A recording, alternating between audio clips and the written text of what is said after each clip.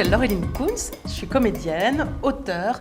J'ai été championne de France de slam en 2007, c'est un peu comme Meilleure Baguette 82. J'ai fait plein de spectacles seule en scène. Je fais plus vraiment du slam, ça mélange un petit peu différents styles.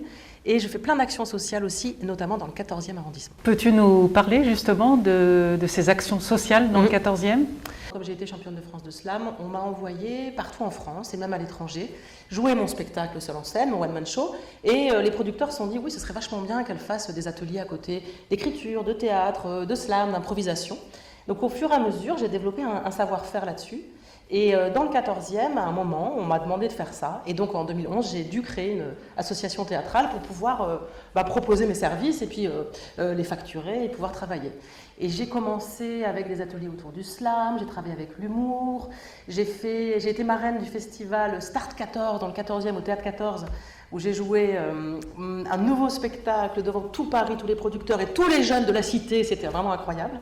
Et après, j'ai développé des actions comme Éclat de rire, qui sont des vidéos YouTube humoristiques. On accompagne des jeunes de l'écriture jusqu'à la réalisation. C'est eux qui écrivent, hein, c'est eux qui nous aident à réaliser. On fait ça avec un réalisateur, Grégoire de Castelbajac. Donc ça, c'est une action qu'on a faite qui a très bien marché. On a eu plein de jeunes, et de moins jeunes d'ailleurs, qui sont venus pour témoigner. Et on a trouvé que le biais de l'humour, c'était un outil formidable pour se dévoiler, pour raconter des choses qu'on n'aurait pas pu raconter, tu vois, si on n'avait pas l'humour et si on n'avait pas ce vecteur-là. Et de fil en aiguille, on a des gens qui nous ont dit « mais moi, j'aurais besoin d'une vidéoclip, j'aurais besoin d'une vidéo pour me présenter, j'ai besoin de faire le pilote d'une émission, j'ai besoin de me faire un CV vidéo ». Et donc on s'est dit « bon, qu'est-ce qu'on fait ? On a développé une autre chose qui s'appelle « C'est vraiment moi ». Et c'est des vidéos de présentation professionnelle où en gros tu te présentes, mais c'est pas un CV vidéo avec un mur blanc derrière où tu dis j'ai fait ça, j'ai fait ça, j'ai fait ça. Non, tu crées un petit film, aussi avec les personnes qui viennent, c'est eux qui scénarisent. Et tu crées un film pour te présenter autrement, montrer qui t'es, quels sont tes soft skills, c'est le mot à la mode, et les autres qualités que tu as. Et je trouve que c'est une façon de dédramatiser un CV et ça peut servir comme photo de profil sur tes réseaux sociaux si tu y es. Pour 2021, je vous souhaite et je nous souhaite la fin de l'hypocrisie, des faux semblants et des non-dits. Pour cette nouvelle année, je souhaite l'égalité entre tous et totale, à tout prix. La seule chose que vous avez à faire, c'est respirer, respirer, respirer. Pour 2021, je vous souhaite de rencontrer de nouvelles personnes et d'en laisser partir d'autres. Ventile, ventile.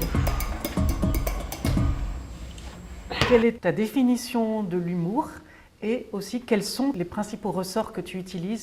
Alors bon, moi je suis la spécialiste des listes, des jeux de mots, des néologismes, des à peu près, des mots valises.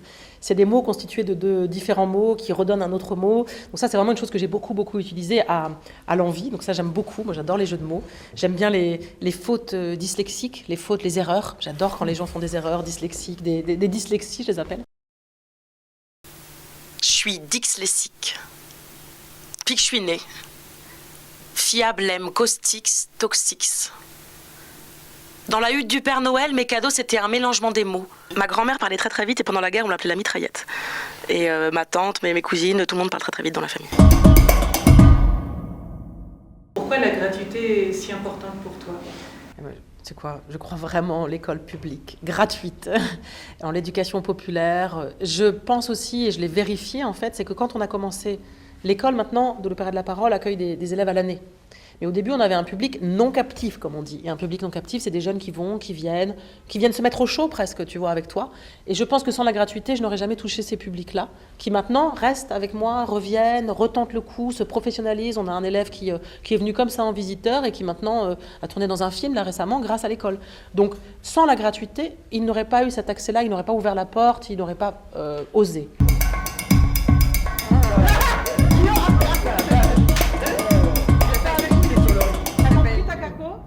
Les jeunes ont souvent tendance à avaler leurs mots. Quels conseils tu leur donnes ? Être précis sur leurs pensées. Après, quand ils parlent entre eux, ils peuvent très bien avaler leurs mots. S'ils veulent être compris, entendus, il faut qu'ils soient très précis aussi. C'est la deuxième chose peut-être pour se faire comprendre, c'est savoir ce qu'on veut dire, à qui on le dit, à qui on s'adresse aussi, dans quel contexte on est. Le contexte change les choses. Si je parle à mon pote, ou si je parle à mon directeur d'école, ou si je parle à je sais pas qui, ça change le contexte. Donc moi, ce que je leur explique plutôt, c'est que c'est de maîtriser les différents niveaux de langage. Et moi, j'adore la langue et toutes les langues. J'adore la langue de la rue, la langue institutionnelle que je découvre avec les acronymes qui est merveilleuse, la langue de l'amitié, la langue... Il y a plein de niveaux de langage différents. Et selon à qui on s'adresse, en fait, on peut se servir d'un autre niveau de langage. Après, moi, je tolère les fautes. Je ne trouve pas que ce soit grave. Je trouve que ce sont des inventions poétiques. Mais effectivement, à l'école, il faut répondre à un certain critère. Et pour l'articulation, la façon... La meilleure pour articuler, c'est de parler très vite, en fait.